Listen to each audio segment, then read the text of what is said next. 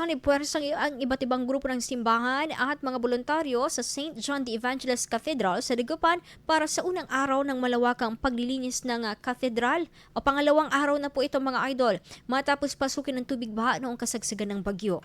Sama-sama nilang nilinis ang loob at paligid ng simbahan bilang bahagi ng paghanda para sa mga nalalapit na gawaing pangsimbahan o aktibidad at bilang pagpapakita ng diwa ng bayanihan at pananampalataya.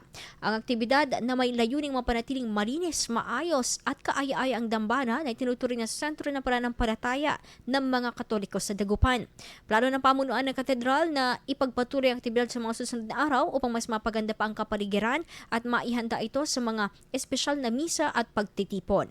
Paalala ito sa mga mananampalataya ng paglilinis ng bahay-sambahan ay simbolo rin ng paglilinis ng puso. IFM News. IFM News. IFM.